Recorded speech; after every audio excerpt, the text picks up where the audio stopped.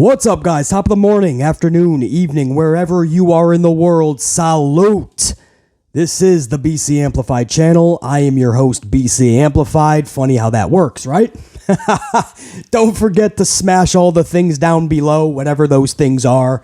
The subscription button, the notification, so you know when the videos are coming out. You'll be the first to know. Smash the up, show that love and respect and support to BC and the channel. I appreciate that. Like Glenn Allen, you can smash the super thanks and throw BC a coffee. Never needed, by the way. Never. I just noticed that Glenn Allen smashed that recently. Glenn, I appreciate that, man. Glenn says, BC, thanks for dealing the truth bombs. The wrestling world needs to wake up. Red team, go! Glenn, I thank you for being a smart enough fan that knows what is good and what is not. Not what we like and what we don't. What is actually good and working and what needs to be fixed, changed. Get rid of it. Thank you, Glenn. Thank you to the Amplified unit for being smart wrestling fans to understand my truth bombs, as you put it, Glenn. So, Glenn, I appreciate the coffee on that super thanks down below, man. But, guys, just smash all the things down below. Show that love and respect over to the channel so we can keep dropping vids like this, where we are going to discuss AEW Dynamite for last night, December 7th, 2022. The go-home show to ROH's Final Battle, which will be this Saturday afternoon. How did the show do? Was it good, bad, or ugly? What was the number? What was the rating for that show? And is it justified for how the show flowed? We're going to talk about that too, because roughly 10 minutes ago, the number came out.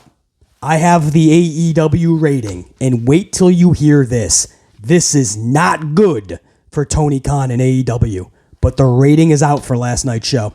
I'll go over the show, and I will go over the rating, which we do for every show. This is a channel where we dive into the numbers, statistics, metrics, ratings, because that tells us everything we need to know. As vividly as Tony Khan watches for the numbers on Thursday morning, we're doing the same thing. Saturday morning, Monday morning, when we get the final SmackDown number, not just the upfronts like on Saturday. Tuesday morning for Monday Night Raw, we're always waiting for these numbers because it tells us everything. So when people tell you ratings don't matter in 2022, they don't know what they're talking about. Because a show like Rampage that has 361,000 viewers currently, if they dip into the 200,000s, TNT is going to axe it. Because they can put a show in there that can easily get 200,000 viewers for much cheaper. That's how television works.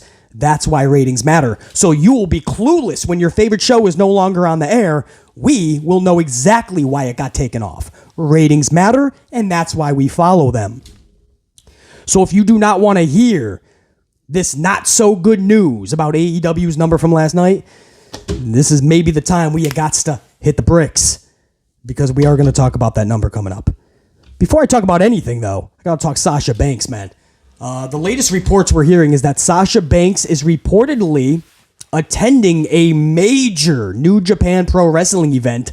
You guys know what that is. Wrestle Kingdom. This is Wrestle Kingdom 17. And she's been... I don't know if she's been requested to show up, asked, right? Is this a... Is this a situation where New Japan just invited somebody like Sasha Banks to the event? This is what it looks like, because all day these reports kept coming out, and I kept waiting for somebody to debunk it or put a twist on it, but no, every report that comes out by the hour is saying the same thing. Not only is she invited out or will she be there, possibly, no, she is set to show up at Wrestle Kingdom. Now, I don't have any more information than what you guys know. I will say this, and I reiterate, Sasha, as of this recording, December 8th, 2022, Sasha Banks, Mercedes Fernando, her real name, right? Naomi, real name, Trinity Fatu. Both ladies, Sasha and Naomi, are still with World Wrestling Entertainment. They are still contracted by WWE. We know this because they are still on the roster page. Legally, WWE would be screwed. Every which way imaginable and possible, they would be screwed if they left two talents on there that were no longer under contract. It's not going to happen. After all this time, do you think they would accidentally leave Sasha and Naomi on there? And then you have people that go, no, BC, they're leaving on there just in case they can sign back, and then it doesn't look bad, BC. Triple H probably thinks that he's going to be able to get them back, so he's leaving them up there. That's not how this works, guys. It's legalities. You can literally be sued to the magnified, most amplified of levels and degrees if you leave 2 talents on your page as active roster. And if you're wondering how often this is updated, this roster page for WWE, guys, Tegan Nox just got added. A couple of rows right under Naomi, or Sasha, one of the two. Tegan Nox. Escobar's already been on there. But Tegan Nox literally just got back. It's updated all the time because it's a legal page, right? Some people like to say, well, BC, I heard that they were removed from the internal roster sheets. Guys, those are just the storyboard sheets. Of course. They're removed from there because you can't use them on screen. That's what the internal roster means. It's just a storyboard sheet, guys. There's no difference between an internal roster and an external public roster sheet. I hope people understand that.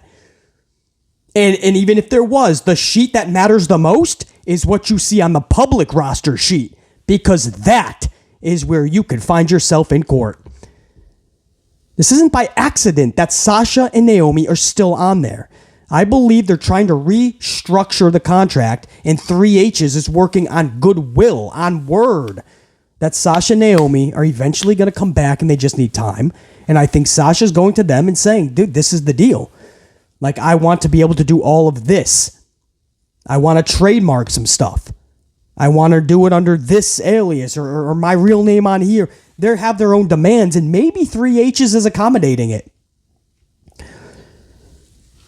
Or maybe they're riding off they're trying to just ride out their contract, and they're hoping that 3H's allows them to do everything that normal talent would never be able to do under contract, because one day they hope to get Sasha and Naomi back. I hope you guys are understanding what I am saying. Some way, and I can't wait to find out how. I'm like all of you. I don't know the situation, but it is pretty complex for them to be able to do all the shit that they are doing and yet still be contracted some way with WWE until they're off that external public roster sheet. They're still contracted, guys. I know this for a fact. I've talked to many high-level executives that have confirmed that for me. That's obvious anyway, though. It's an external public roster sheet. Updated by the hour, by the release.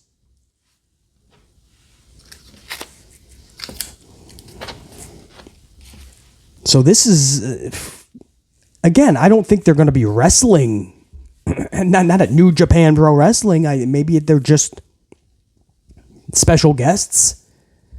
We got to find out more. Whatever 3H's is going to allow, or Vinnie Mac straight up. But that's an ever-evolving situation, guys, that I am keeping an eye on, because this is a pro Sasha Banks channel. We love Sasha Banks on this channel, or at least the majority of us. If you don't and you're part of the Amplified unit, that must suck to hear BC and so many others rave about how good Sasha is, because she just is. But that's big news. And we really have to find out where this all goes, because, guys, until I see or hear anything different, she's still a part of WWE, just like Naomi. You can check yourself. They're right on there. And Tegan Nox is on there, which just debuted. So that's how often it gets reloaded. This is not a mistake. They're not just sitting on it. They're contracted as roster members of WWE. They're talent. So this is just a strange situation that is unfolding, and I can't wait to find out more about it. Real quick, too, before we get over to AEW, it looks like Alexa Bliss is not the only one that's going to be coming into a character change, finally. Alexa Bliss has been saying in every fucking interview how she's just not happy in what she's doing because feels complacent. Feels like the writing staff doesn't know what the fuck they're doing. They have nothing for her. It just feels like she's going through the motions. She can't wait to play something better like when she was with The Fiend. And now it looks like that's starting to happen. Whether that is with Bray Wyatt or not remains to be seen. We're starting to see his logo pop up a lot more. Lily just came back. We're starting to see her days off a little bit more. No matter what. And now she's going for a championship as well. We got a new Alexa coming. That's going to be awesome. It's not the only lady in WWE's roster, though. Asuka is teasing a lot more about returning to the old Kana days. Her old Japan character Kana, which is much more diabolical for sure. Even devious, dare I say. But a better heel than what this version of Asuka can deliver. And I urge you to just go back and watch some of Kana's material back in the day. But lately, she's been on her social just pretty much saying fuck it to everything and showing old photos, old pics of Kana. And the latest one was her actually in a mirror, like putting on the makeup of, I mean, she was transforming into Kana with Mozart playing, like the classical Mozart fucking music. I mean, it was pretty trippy shit. I loved it. And if you see that in WWE, guys, that's next fucking level. So I don't know if they're going to allow Kana to show up in WWE, but look for Asuka to maybe change. She's been on this little bit of a losing streak. She's got no momentum, no storylines for months and months, just playing the lackey of Bianca Belair. If there was any a time for Asuka to turn into something much more magnified than what she's been, now is the time. So, a little bit of news on that as well. And last bit of information before we go, or news before we get over to AEW. The Usos have responded to everybody who they claim is salty. Of course, Usos won the PWI 500, that's their singles. I said that yesterday too. PWI 100, the top 100 tag teams in pro wrestling. Usos came in at number 1. And this left Dax from FTR to say, who wrote this? Paul Heyman? Because it's full of shit, full of lies. The Briscoe brothers were like, if only we had TV time. Usos, my ass. A lot of tag teams, top tag teams pissed off. So the Usos responded by saying, a bunch of salty ass tag teams. We the ones, hashtag. I love that. Short, simple, be salty, cry about it. We the ones, y'all we the ones, you all decide who the twos and threes and so forth. Oh, the fucking Usos. We got a lot to talk about FTR coming up too, by the way. Big match with them and the Acclaimed in the main event of Dynamite last night. So, before we get to that event last night, Dynamite, man, the number for AEW Dynamite has come in. Guys, brace yourself for impact. Are you ready for this? AEW last night lost 30,000 viewers, coming in at 840,000 viewers total. That is down from last week's 870, which was down from the week previous's 890. So they have lost 50,000 viewers in 2 weeks leading up to this pay-per-view this Saturday. You don't need BC to tell you this is horrible. Now, BC was keeping a keen eye on this number because I was really interested to see if they just had a real off week in pro wrestling last week because nothing was working in pro wrestling. It looked like fans were driven away in a mass exodus by the thousands.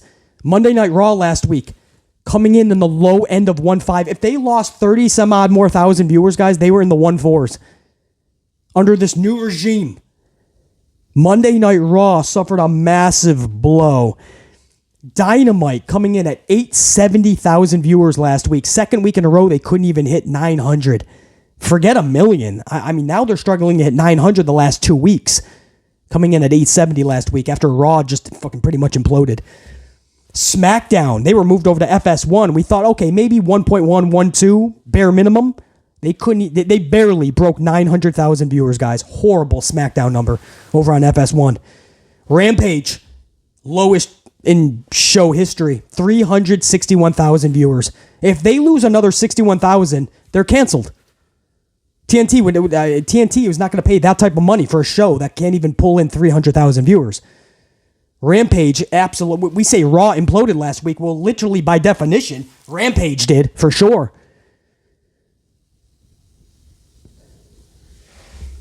And then you go into Dynamite last. So Raw, SmackDown, Rampage, Dynamite, every show last week shit the bed in viewership.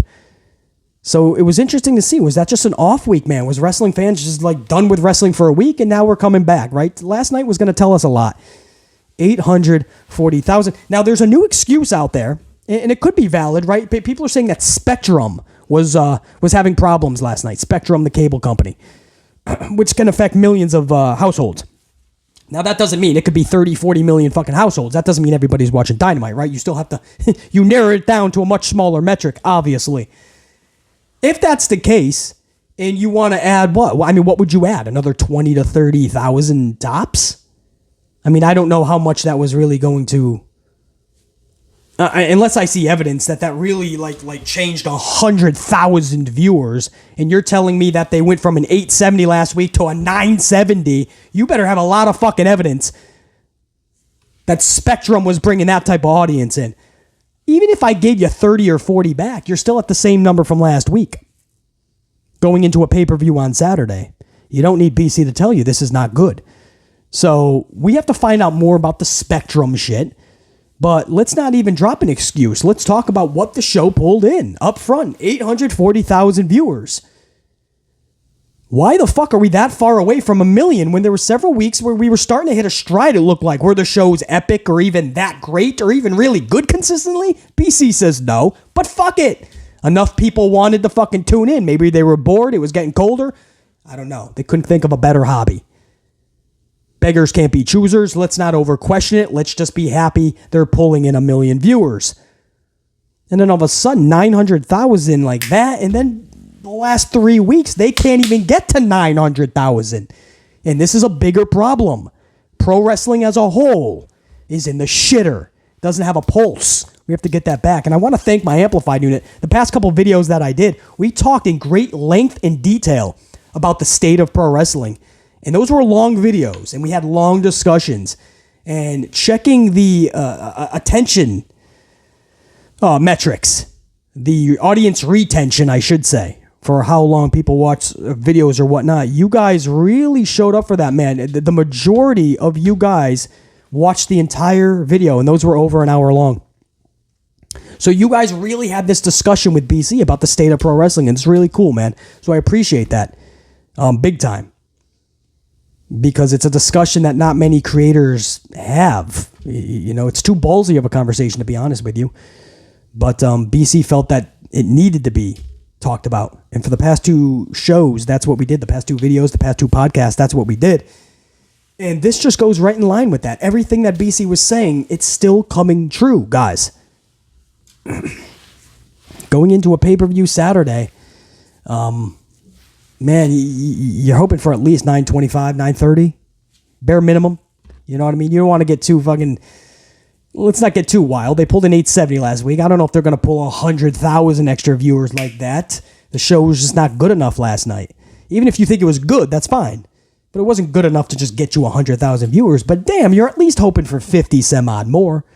Right? From 870 last week, get up to about 920, 930. They hit 840. Now, even if Spectrum becomes a player and you say 30 to 50,000 more of these, I would give them 50,000 more. Spectrum is millions and millions of people.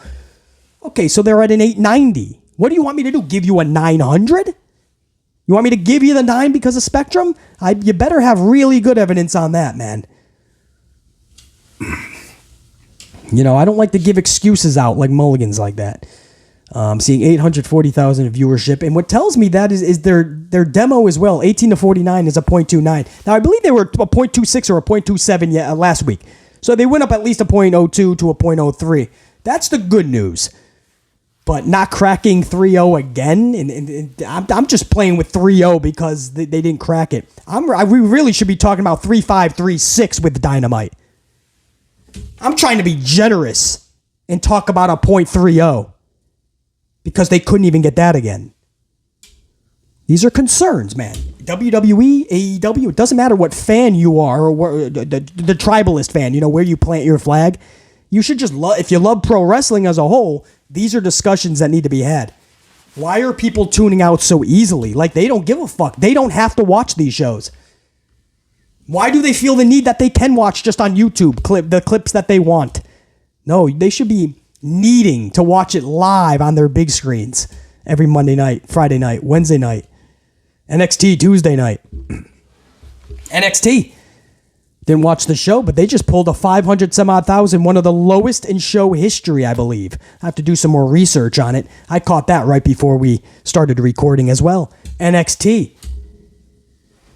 some record low in viewerships. So that's all across the board. Professional wrestling is taking an ass whooping for the ages, and we need to find out why and what we can do about it. If you saw yesterday's video, BC started off with 2 main areas that need to be corrected right now, yesterday, last year, 5 years ago, and beyond. If we start to correct this shit now, pro wrestling can be saved.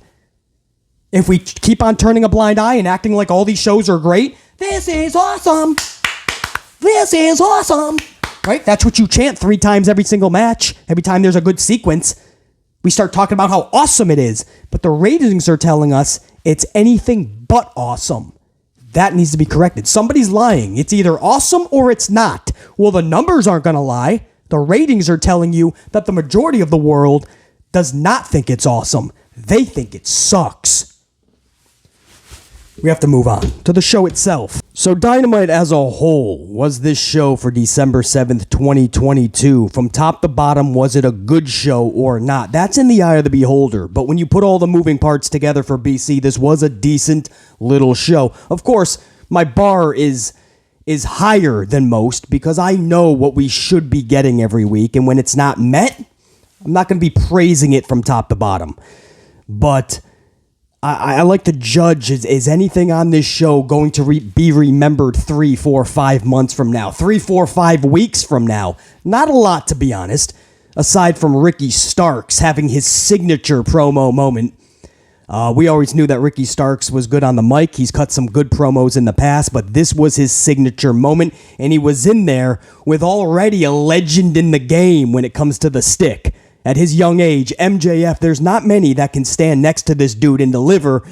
And to his credit, MJF allowed it to happen because MJF knew this is what was needed to sell the match and help create a star in the process like Ricky Starks. So for people that say that MJF goes in the business for himself and the whole Wardlow situation and MJF didn't get his way, well, that's bullshit. MJF knew his worth and he knew he wasn't quite getting it, so he asked Tony Khan, hey, we got to raise the stakes. Right? He was beating CM Punk, Phil Brooks in the ratings every single week. MJF was number 1 rated. They finally had to switch Phil Brooks to the Q1 segment. And that's when Phil Brooks started to become the highest rated segment because that's a good lead in, right? Everybody's got the remote in their hand for Q1. So it was easy pickings once you sent Phil Brooks over there. BC was telling you to do that from day one because I saw Phil Brooks was not bringing in the numbers that they were hoping. So BC said every single week, what is Tony Khan doing? Put him into the Q1 segment. Finally, Tony Khan listened. And only then is when MJF dipped to the number 2 highest rated segment. But MJF knew he did that without any name recognition from WWE or without doing this for over 10 years. On a major platform and stage like World Wrestling Entertainment, like Brooks had the fortune of doing and really gathering his name recognition from WWE. And he comes over and this young stud MJF is shattering the ratings over him. And then you look at what you're getting paid and how you're being treated, how you're being booked and shadowed from this dude. And you're like, whoa, hold up. You got homegrown talent right here, Tony. Hook it up. And Tony didn't see eye to eye, and he knew his worth. Splitsville, I respect that. Same thing with Sasha Banks, Naomi, and Vince McMahon. If you know your worth and you don't think you're getting it, then that's a problem. So a lot of people like to come down hard on MJF for that. No, man, that's just a dude knowing his worth. But last night you saw exactly. I mean, he could have at any time, at any point in time, he could have cut off Ricky Starks. He could have shot right back just as viciously and vividly because MJF can do that on a blink of an eye, drop of a dime. And he chose to let Ricky Starks just go and just absolutely scorch the dude.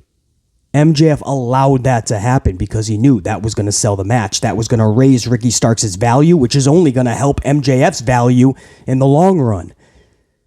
So you got to give MJF so much credit for allowing himself to be scorched by Starks. But Starks absolutely annihilated that promo in the best of ways. And we'll get to that in a couple of minutes. That's the only thing I'm really going to take away from the night the only other big moment was an awkward moment with William Regal that really actually makes no sense. Is it heartfelt? Is it sad? No question. It makes zero sense. And I know some people are already trying to make it make sense or trying to give reasons as to why it fits perfectly. It absolutely doesn't. And I'm going to dissect what he said and show you how this makes zero fucking sense. At least it's not a botch like Austin Theory cashing in a Money in the Bank briefcase on a mid-card title during a Monday Night Raw during an open challenge. Could you imagine if somebody actually booked that? Anyway, the card itself, real quick, it started off with a Dynamite Diamond Battle Royal, which I was actually okay with. I like a little bit more of a hot start with a real story that just makes you're captivated for the next 2 hours. And every segment or every 2 segments, you keep going backstage or maybe in the parking lot.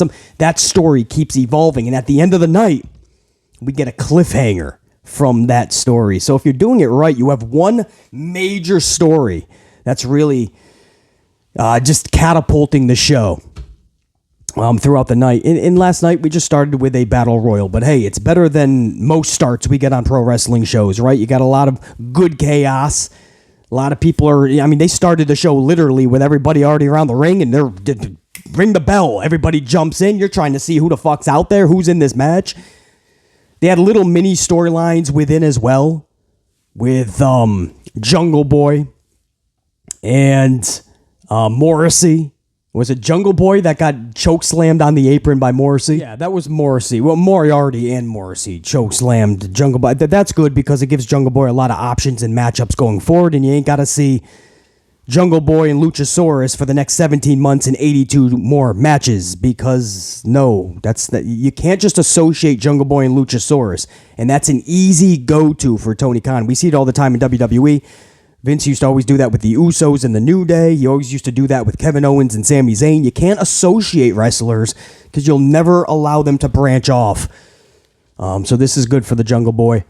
And Dustin Rhodes in this battle royal. What a pop he got. He's doing Canadian Destroyers, eliminating motherfucker. Who do you eliminate? Kip Sabian off of like a Canadian Destroyer, some shit.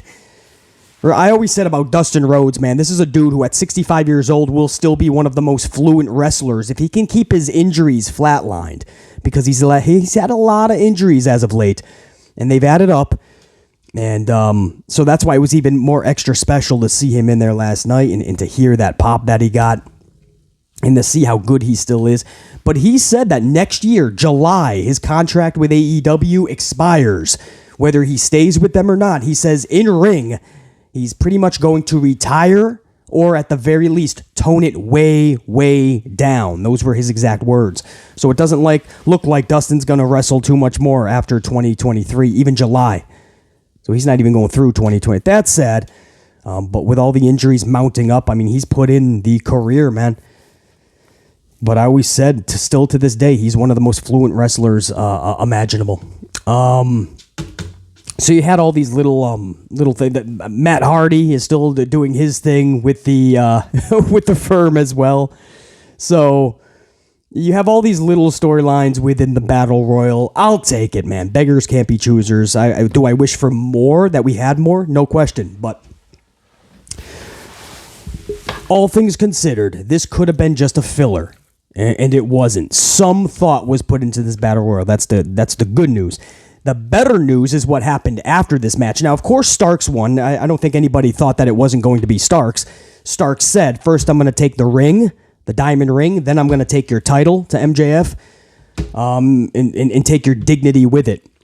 So MJF is joining him out there in the ring. So now you have Starks and you have MJF. Now, this dynamic alone is just awesome because MJF is used to staring down people like Wardlow, right? You look at his last several feuds. Wardlow, he was feuding with Chris Jericho not long ago. Mox.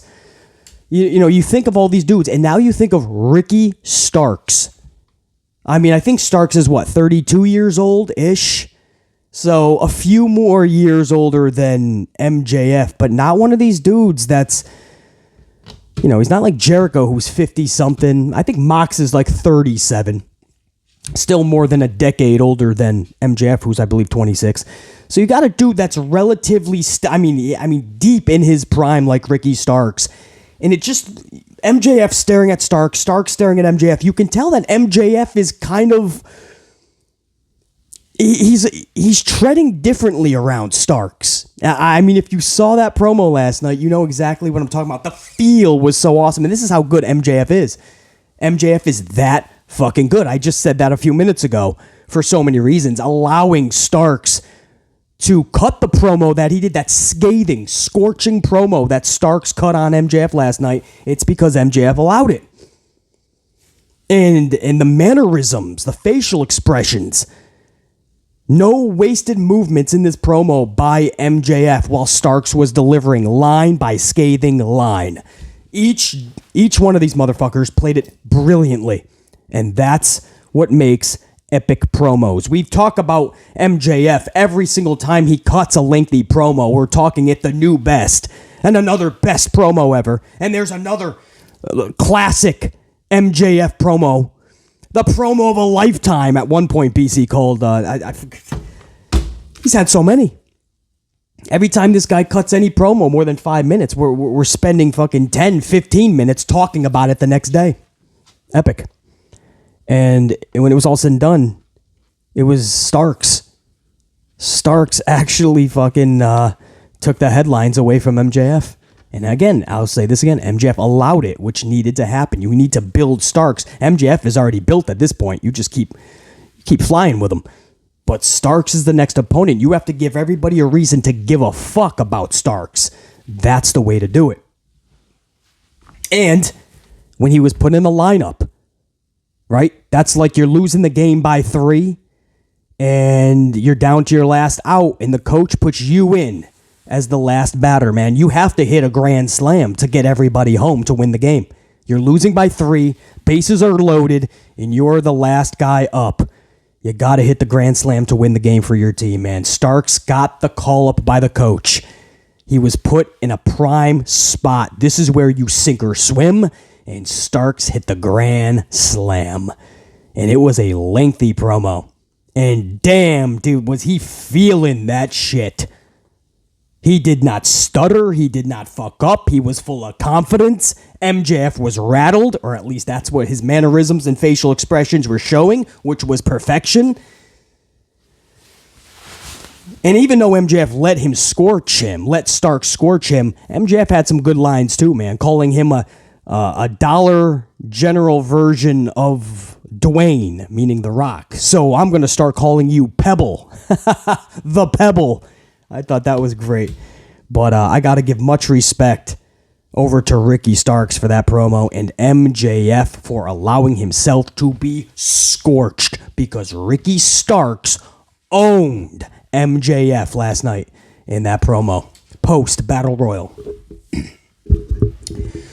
Also, you had what else did you have last night? Checking, I had like skeleton notes, and I'm just going skeleton notes of like the show format itself, and then I'm just going off of everything that I remember. I think next up was the TNT Championship match, Darby Allin versus Samoa Joe.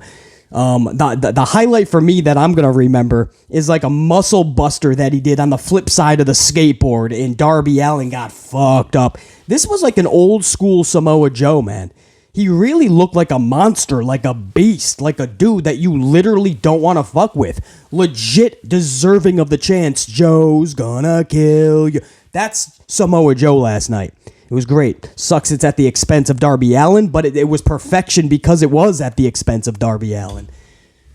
So, I thought that was very good, man. Totally misplaced coffin drop, which led into the Coquina clutch, and Darby was done. And afterwards, it was the post-match beating, making Samoa Joe look even more dominant. Wardlow hits the ring. Joe kind of says, nah, not right now, bro. I'm not feeling that. So Joe takes off. Wardlow's pissed off because Darby Allin has basically just been decimated.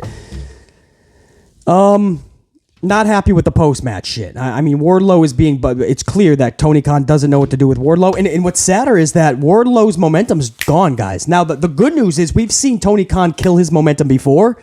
but he's been able to resurrect it. Now it's killed again, and now we're just hoping that Wardlow can resurrect it yet again, because there was no vibe when he hit the ring last night. And Joe takes off, and the crowd just kind of like, almost like he's just another dude. How Tony Khan has booked Wardlow, just like how he's booked FTR, and they've had so much momentum for the calendar year of 2022, basically, holding 3 sets of titles. But in AEW, they get nothing. And Tony Khan has absolutely crushed FTR's momentum. Darby Allin said that in a pre-tape vignette before the match. He actually talked about how he hears the rumblings and everybody talking about how Darby's done and they have nothing for Darby and what's next for Darby. Yeah, we're talking about that because there was a time where Darby had so much momentum and the rug was pulled out from underneath his feet. Orange Cassidy, when he was at the peak of his momentum, gone for like 2.5 months, it seemed. Maybe a couple of Rampage appearances. And nobody was like, or should I say everybody was like, what the fuck? Like, how do you not capitalize on the dudes that have such momentum? Instead, you started seeing Dan Garcia on TV every week, main eventing. You started to see Dante Martin, and I'm like, no offense to them, and hopefully they become something big one day, but what the fuck? You got dudes that are catching lightning in a bottle. Let that shit shock and electrify. Anyway, I'm not happy with how they booked Wardlow. I haven't been happy how they booked Wardlow. And this was just a weird run-in. Get away from my Darby. And Samoa's like, okay, we'll continue this another time. All right. Claudio and Wheeler Yuta versus Jake Hager and Daniel Garcia, speaking of. This was just a loss. Jake Hager and Dan Garcia taking the loss, taking the L here. Claudio Wheeler winning this match. Of course, this is just so Jericho can defeat Claudio. We're guessing coming up. So this is like a little bit of a consolation prize. I'm trying to think about what I remember from this match. Nothing really. I mean, the match was subpar. And Claudio and Wheeler just went. Yeah, I have no recollection at all, guys, other than the post-match extracurricular activity. And this is because it was so fucking awkward. So after the match, Mox is out there. Mox was already out there. Mox is out there with Claudio and Wheeler. And the story given us why Bryan Danielson wasn't there is because Danielson is at the hospital with William Regal after last week's attack by MJF. So that's why it's only Mox, Wheeler, and Claudio. And Tony Schiavone says, this is some secret video that we filmed 2 weeks ago. William Regal pulled me aside and said he had a message for the BCC in case something was to happen to him. And if that's the case, then Tony needs to show the footage. I don't even know. Guys, this was awkward. Now, listen, I know a lot of people are like, oh, it was heartfelt. It was sentimental. I thought it was beautifully done. And it's a way to say goodbye. And I'm trying to dissect every which way to make this seem like it made sense, right? Everybody's trying to do all of that. No, stop. Be real with yourself. This was stupid as fuck because it was awkward and it didn't make sense. It didn't. You have brought this guy back now 3 times when you could have just let him walk away. When Mox said, turn around, walk away, don't ever look back. I never even want to see you again. Right there. And then the next week, Mox and Hangman fight out of the building and fucking William Regal just trots into the ring, making Mox look like a fucking idiot. Because Tony Khan changed his mind and wanted to alter... Wanted like a movie, right? An alternate ending, right? You ever seen those DVDs, those Blu-rays? It has an alternate ending to the movie. No, I changed my mind. Let's do it a different way. So then MJF turns on William Regal, and we say, okay, no harm, no foul. That's badass. MJF raises his stock there. Mox looks like a little bit of a tool, but maybe he's seriously beating the fuck out of Hangman all the way down to the local pub. And he just didn't know that William was in the ring. Okay. So we're like, okay, now he's written off TV, so he can go back to WWE, which is what Tony Khan already said is happening. William Regal does not want to renew his contract with AEW. He doesn't even want to be offered a new contract. He just wants to go back to WWE and help train his son, and the rest of the NXT recruits and talents. So that's it. 2 different times we've written this dude off TV in the last several weeks. And then last night, there he is again. And the storyline is supposed to be that he filmed this secret video in case something was to happen to him, like, oh, I don't know, MJF beats the fuck out of him because William Regal aligned himself with the devil. But guys, this is why it doesn't make sense. Listen to this, man. He tells Tony Schiavone, this is what William Regal said. Now, again, this is supposed to be filmed 2 weeks ago before the turn on Mox. I realized several months ago that the 3 main members of the Blackpool Combat Club didn't need me around anymore. I knew they wouldn't let me go, though, but I needed to show them why they don't need me. So you cost the fucking dude his championship? The fuck you... and then you came down with MJF last week and smiling at everything he was saying. Nodding along. So right there, it doesn't make sense, but it gets even worse. Listen to this. He says, you have to lead by example. The reason that I did what I did was to teach you, meaning the BCC, to teach you the final thing that I could ever teach you. Always stay one step ahead and make sure you always keep eyes in the back of your head. I'm Blackpool Combat Club till the day I die. First of all, no, you're not. You literally just turned your back on them and cost them the World Heavyweight Championship. And then you go turn around and go, but I'm Blackpool Combat Club.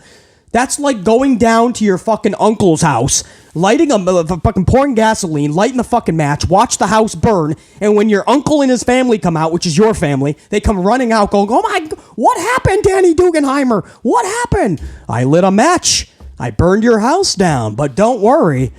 I'm family for life. I love you guys. You guys are the best. Can't wait till next Thanksgiving. I can't wait for the next family dinner. You just burnt the fucking house down. What a hell of a way to show. That's not teaching a lesson. That's literally turning your fucking back on who you claim you're a member of. Now, that's not even it. He says one step ahead and make sure that you always keep eyes in the back of your head. Bro, that's exactly how he got his ass whooped. MJF went behind him and Regal just stood there like a deer in headlights while MJF stood behind him and then hauled off on the back of his dome piece. Where the fuck were the eyes behind the back of your dome piece? Well, that's the thing, BC. That's how he taught them. He sacrificed himself to show the lesson that in the future, don't let this happen to you. What the fuck are we saying? What are we decoding here? I love how people are trying to decode this, trying to dissect it and make William Regal out to be like a master. And I love William Regal, by the way. He is a legit wrestling mastermind. But we're trying to act like this all makes sense, like he's a mastermind of this concocted amazing plan. The truth is, it makes him look like a fucking idiot. You went through all of that trouble just so you could walk away? You laid down gasoline, poured the fucking match, burned down the entire fucking house, and then on your way out, you went, but I love you guys. Let this be a lesson. Don't play with matches and gasoline. What the fuck? That is obnoxious. If this was done correctly, maybe I could be down with it, right? He filmed a secret video 2 weeks ago. Ooh, you know? But this just did not seem polished. It was not well thought through. They rushed the explanation. William Regal's like, I'm filming this just in case something happens, because you know the way I live, Tony. Something could always happen. Gee, what could it be?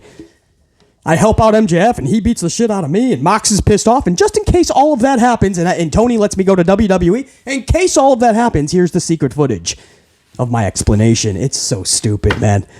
Sorry, not sorry, guys. I can't get behind it. I understand it was emotional. It was a nice way for him to say goodbye. It just doesn't make sense. It was awkward. It was cringeworthy because I'm thinking about the realism behind it. I'll believe The Undertaker is burying motherfuckers literally alive. I'll believe that Bray Wyatt is fucking transporting to another fucking galaxy before I believe that was filmed 2 weeks ago with the intent that something bad was going to happen to William. And that's the way he shows his love for BCC and teaches his final lesson. I'm going to take your fucking title. I'm going to fucking damage BCC. No, basically, it made them stronger. Don't be so sure that Bryan Danielson is not going to walk out with him, guys. Remember when they talked about locker room leaders? Once the Elite all got suspended, CM Punk was fucking gone, and Chris Jericho and Mox stood up. And Bryan Danielson, we heard. But it was more Jericho as the prime guy, Mox in that secondary role. We didn't hear too much about Danielson. Don't be shocked if Danielson goes back to WWE in the near future, guys. I'm starting to see more and more signs that he's on his way out, too. Anyway, this was weird for BC, so I'm not going to jump on the bandwagon of everybody praising this. This was an awkward segment. He has been brought back You have written him off TV 3 times now. Is he going to come back next week with a message that he recorded into the future? Future William Regal is going to give us a message. He's got a WWE fucking polo on. This is William from the future. Future. From the NXT Center. The Performance Center. Mox. I still love you guys. I have no idea, man. Very odd. What else happened last night? Kiera Hogan, Madison Rayne, Sky Blue. Love Sky Blue, man. What a beautiful girl. Versus Jade Cargill, who's even more beautiful than... Jade Cargill is just wow. Bow Wow. I don't blame Bow Wow for trying to take a shot on Jade Cargill, bro. It ain't going to work. You're going to miss that shot 99 out of 99 times, but Jade fucking Cargill. Anyway, Jade, Red Velvet, and Layla Gray. Now, this match was just to showcase Jade Cargill some more, and that's what they did. Eventually, you're going to get Red Velvet and Jade. So not much more to talk about there. I was just happy to see Sky Blue and Jade Cargill do their thing in that ring. But nothing really of any significance. Britt Baker and Saraya set up a match for January 11th's Dynamite, and each are going to have a partner. I think Britt's going to have Jamie Hayter, AEW World Champion, and Saraya can find a tag team partner. What else did we get, man? I guess we'll go right to the main event, which was the AEW World Tag Team Championship match. This was FTR versus The Acclaimed. Highly anticipated match because both are, even though Tony Khan is botched motherfuckers, they still got 3 sets of titles. They still are, no pun intended, acclaimed by the audiences, man. I mean, they still get a great pop, and people really are into what FTR does. Acclaim seem to be on top of the pro wrestling tag team world right now, at least for AEW. So this was a highly anticipated match. A lot of people thought, damn, that should be at a pay-per-view. I was actually okay with this on TV. The problem I knew was going to arise once I saw that they only had 18 minutes left in the night was it was going to be rushed, and sure enough, it was. You could tell that FTR, and this is no shade over to Acclaimed. Acclaimed is just firing on all cylinders. They're getting better and better every week, I feel. But if you watch that match last night, you see just how much better FTR is as a legit tag team. Just skill-wise. You see just how much better. You saw a couple of times where the flow was a little off-kilter because of the Acclaimed. So, but that on top of rushing it because you do only have 18 minutes and you got a couple of commercials in between as well. You know, if that was at a pay-per-view and you give him 25, man, we'd be talking about maybe a classic. I'm not going to get carried away. Maybe. This was not a classic by any means. The finish saw Caster defeat Wheeler, almost like a roll-up. He just kind of fucking, what was it, like the crucifix roll-up, something like that. And he just kind of hooked him down, and Wheeler just could not kick out. And Caster picks up the W. Something like that. I don't know. It was a pretty anticlimactic. The right people won. You know, this would be an easy decision, a wrong decision if Tony Khan, just because of the PWI list, was to go, you know what, or to try to pop a rating too. You know what, let's just make new champions. You'll get it back soon, Acclaimed. But for tonight, let's just give it to the FTR. No, that's a knee-jerk reaction. You can't do that to the Acclaimed right now. They need to keep those titles, keep building their stock and momentum, and that's what happened. They won. That the right team won.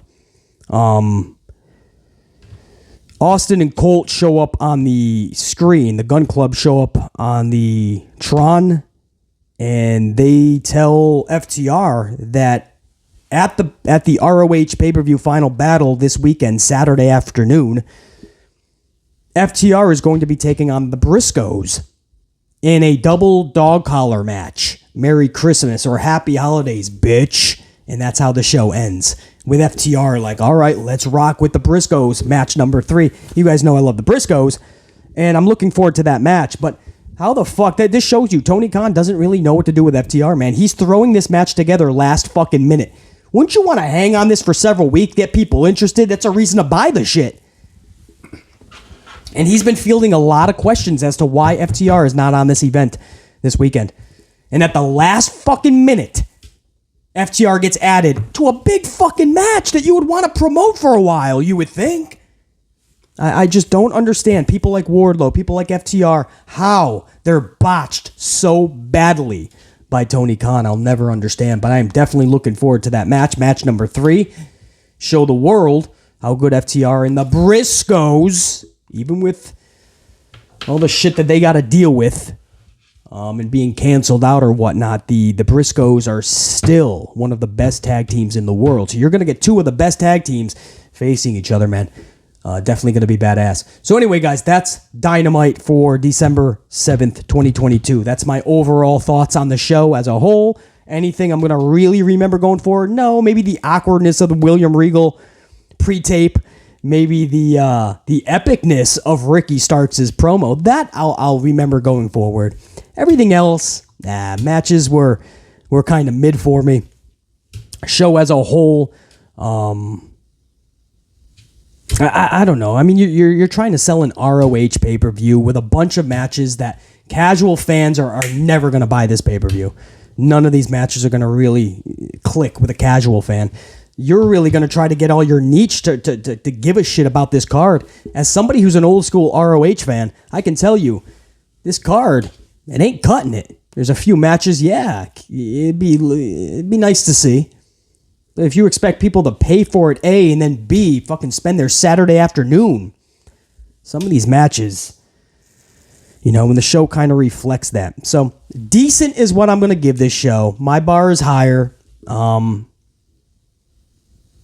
And we'll see. We'll see what they produce going forward, man. I'm really looking for them to hit it into another gear after this Saturday event. Then I'm really hoping that Tony Khan takes a deep breath, recollects himself, and we start to hit a stride, man, going into 2023. That's what I'm looking forward to. BC Amplified. Till next time, guys. SmackDown is tomorrow night. Within 24 hours after, I will have that review. I should put up a bonus video as well tomorrow, so just be subscribed and notified. You guys know that at any moment, you could get content flying your way from the Amplified man. Think, be, live, amped, always. Top guy, I am out. BC saying, check you.